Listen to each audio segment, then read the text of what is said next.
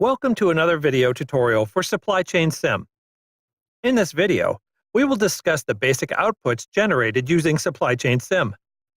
Once again, using the two farm models provided in the install, we will take a look at the outputs generated after a one-week simulation.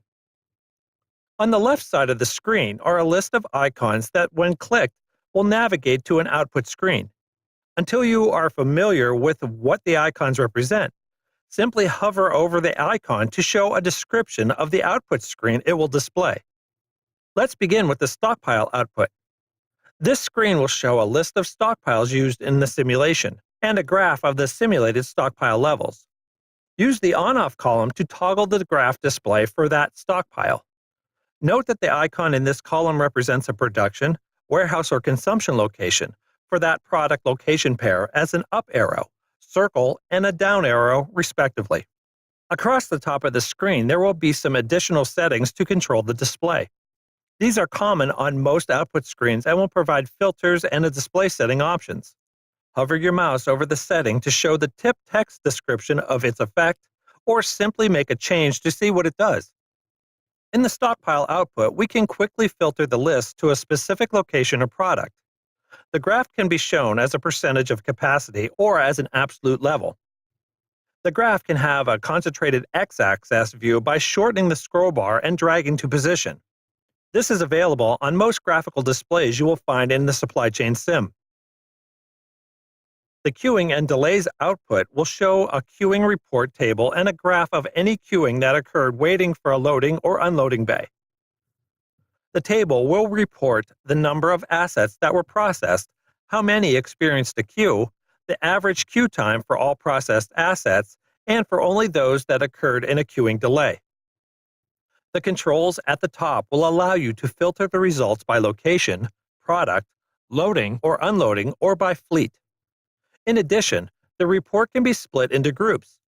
Using the final control setting, selecting location will break the queuing report into locations as shown.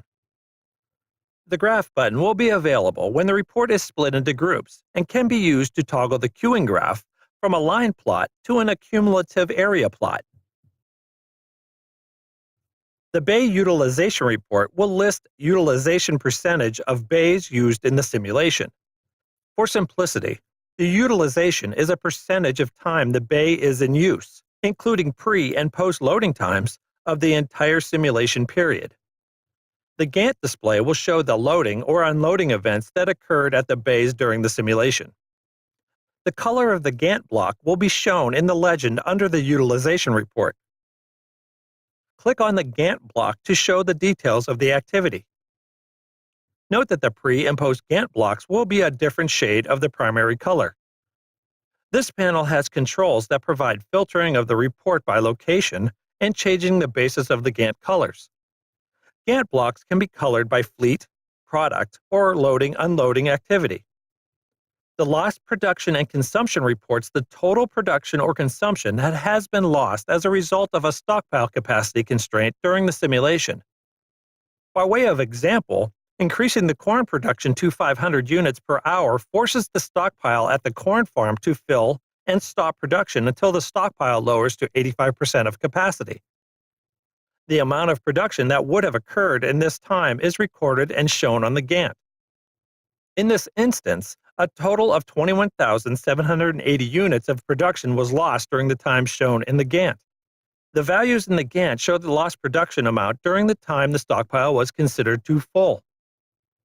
Occasionally, the period of time that the stockpiles are too full will appear to not match the lost units of production.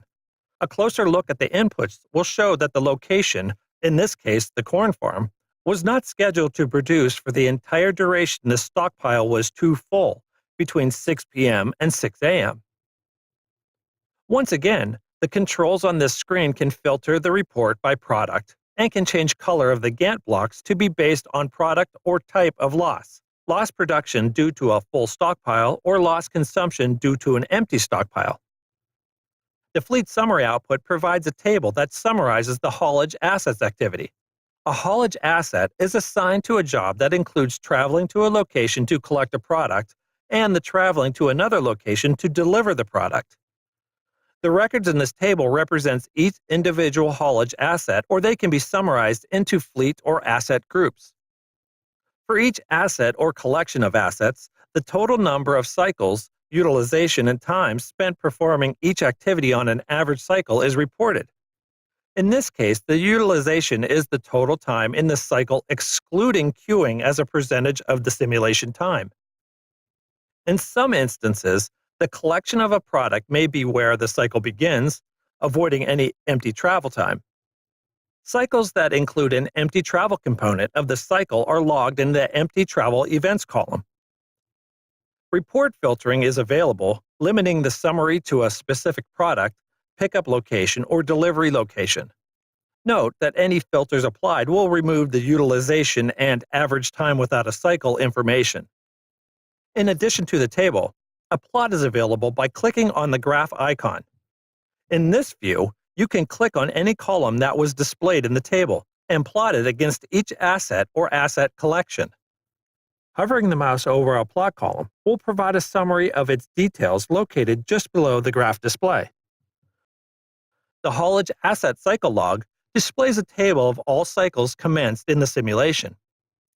The log includes the haulage assets, fleets and asset groups, the cycle details including the pickup and drop-off location, as well as the cycle event times.